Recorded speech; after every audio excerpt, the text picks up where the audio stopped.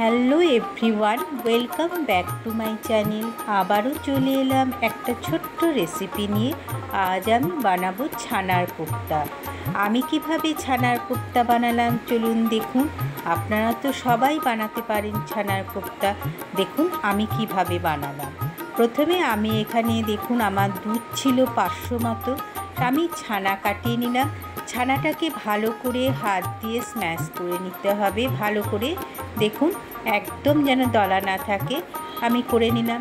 এবার ওর মধ্যে আমি নুন, হলুদ আর একটু লঙ্কা গুঁড়ো দিলাম, দিয়ে ভালো করে ছানাটার মধ্যে মাখতে হবে। ছানাটা এবার বাইন্ডিংয়ের জন্য আমাকে কি দিতে হবে, আমার ময়দা দিতে হবে। আপনারা ময়দাই ব্যবহার করবেন, বেসন করবেন না। বেসনের একটা গন্ধ বেরোয় আর শক্ত হয়ে যায়, আর ময়দা দিয়ে যদি করেন জিনিসটা খুব সফট থাকবে। দেখুন আমি ময়দাটা নিলাম 2 চামচ। যদি আপনাদের আরও লাগে তো আপনারা আরেক চামচ নিতে পারেন, কিন্তু আমি 2 চামচেই দেখুন ভালো করে মেখে নিচ্ছি। মেখে এবার হাতের মধ্যে আমি একটু তেল লাগিয়ে নিয়ে দেখুন গোল গোল করে আমি চ্যাপটা চ্যাপটা করে নিচ্ছি। আপনারা ওটাকে পুরো গোল রাউন্ড শেপেও করে নিতে পারেন। আমি গোল করে চ্যাপটা করে নিলাম। 2 হাত দিয়ে করতে পারেন, 1 হাতেও করতে পারেন।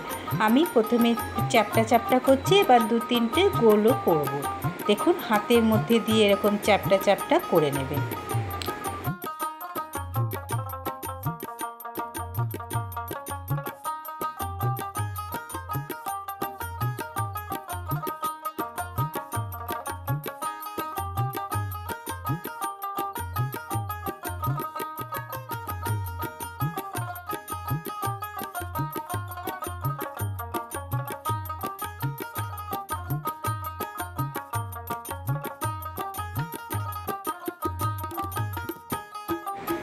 আমার সব ছানার বলগুলো রেডি হয়ে গেল।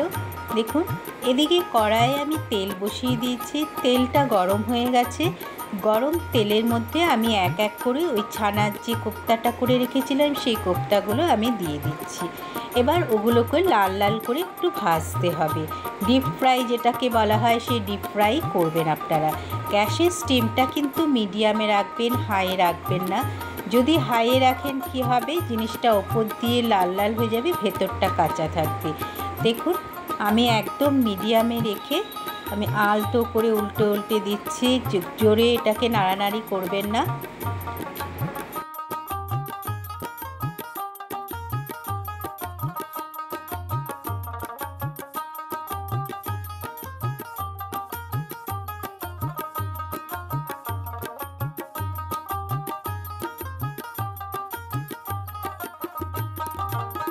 হয়ে গেল আমার, এক এক করে আমি তুলে নিলাম এবার কড়াই থেকে। ওই কড়াইয়ে যে তেল ছিল আমার আর প্রয়োজন হয়নি। আমি ওই তেলের মধ্যে একটা তেজপাতা আর গোটা জিরে ফোড়ন দিলাম। গোটা জিরে আর তেজপাতাটা দেওয়ার পর যখন মিষ্টি গন্ধ উঠে আসবে, ওর মধ্যে আমি একে একে মশলা দেব। পুরনো বন্ধুদের জানাই অনেক অনেক ভালোবাসা। নতুন বন্ধুরা যারা আমার চ্যানেলটাকে এখনও সাবস্ক্রাইব করনি, অবশ্যই সাবস্ক্রাইব করে আমার পাশে থেকো আর নোটিফিকেশন বেলটা অন করে দিও। এদিকে আমার ভাজা হয়ে গেল ফোড়নটা। আমি ওর মধ্যে একটা টমেটো, গোটা টমেটো আমি ছোট ছোট করে কেটে রেখেছিলাম, সেই টমেটোটা ওর মধ্যে দিয়ে দিলাম। দিয়ে যখন টমেটোটা বেশ ভাজা ভাজা হবে তখন ওর মধ্যে আমি নুন দিলাম। নুন দিলে কি হবে, টমেটোটা তাড়াতাড়ি গলে যাবে। তারপর ওর মধ্যে আমি গুঁড়ো মশলা অ্যাড করছি। লাল লঙ্কার গুঁড়ো দিলাম, হলুদ গুঁড়ো দিলাম, ধনে গুঁড়ো আর জিরে গুঁড়ো দিয়ে ভালো করে নাড়তে হবে। যখন ভাজা ভাজা মশলা বেশ তেল ছেড়ে আসবে, আমি এদিকে আদা আর কাঁচা লঙ্কা পেস্ট করে নিলাম, সেই আদা আর কাঁচা লঙ্কাটাও এর মধ্যে আমি দিয়ে দেবো।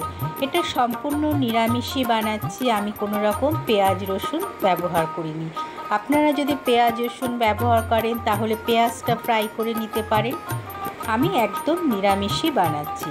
তারপর এদিকে আমি কাজু আর চালমগজ বেটে রেখেছিলাম, সেই কাজু আর চালমগজটাও দেব। দেখুন আমি কটা কিশমিশ এর মধ্যে দিয়ে দিলাম। দিলে কি হবে, ছানার কোপ্তাতে এমনিতে একটু মিষ্টি মিষ্টি হয়, হ্যাঁ ওটা খেতে খুবই টেস্ট হবে। দেখুন ওর মধ্যে আমি একটু চিনিও দিলাম। চিনি দিয়ে ভালো করে নাড়ার পর দেখুন তেল বেরিয়ে এসছে। এদিকে আমি 4টে কাজু আর চালমগজ একসাথে বেটে রেখেছিলাম, সেটা দিয়ে দিলাম। এবার ভালো করে নাড়তে হবে। দেখুন, ছানার কোপ্তা সাধারণত একটুখানি মিষ্টি মিষ্টি হয়, ওটা ফ্রাইড রাইস, নান এগুলোর সাথেই ভালো লাগে, ভাতের সাথে যত না ভালো লাগে।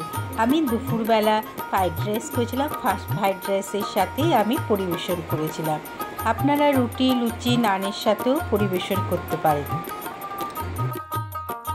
আমার তেল বেরিয়ে এসছে প্রায়, ওর মধ্যে আমি যে কাজু বাটি ধোয়া জলটা ওর মধ্যে আমি দিয়ে দিলাম, নিয়ে আমি আর একটু জল দিয়ে দিলাম, যতটুকু মশলাটা একটুখানি ফোটা 2 থেকে 3 মিনিট যখন ভালোভাবে ফুটে উঠবে। এখানে তো কোনো রকম আলু ব্যবহার করিনি, ওর জন্য বেশিক্ষণ ফোটাতেও হবে না। দেখুন আমার ঝোলটা কি সুন্দর ফুটে উঠেছে আর কালারটাও সুন্দর হয়েছে। এরপর আমি একে একে কোপ্তাগুলো ওর মধ্যে দিয়ে দিলাম। কোপ্তাগুলো দিয়ে বেশি নাড়ানাড়ি করবেন না, আর বেশিক্ষণ ফোটাতেও হবে না।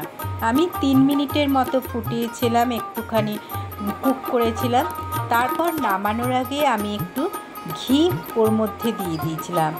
ঘি দিলে সাধারণত নিরামিষ রান্নাতে ঘি গরম মশলা পড়লে অটোমেটিক ওটা খুবই সুন্দর হয় খেতে, গন্ধটাও খুব ভালো লাগে।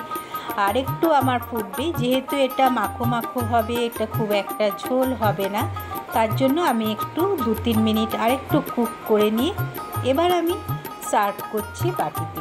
দেখুন কত সুন্দর হয়েছিল, দারুণ হয়েছিল খেতে। আর বন্ধুরা, যদি তোমরা না বানিয়ে থাকো বলবো একবার বাড়িতে অবশ্যই চেষ্টা করে দেখবে, কেউ খারাপ বলবে না। তাহলে আমার এই ছোট্ট রেসিপিটা কেমন লাগলো অবশ্যই লাইক কমেন্ট করে জানাবে। বেশি ভালো লাগলে একটু শেয়ার করে দেবে ফ্রেন্ড সার্কেলের মধ্যে। তাহলে আজ আসি বন্ধুরা, টাটা।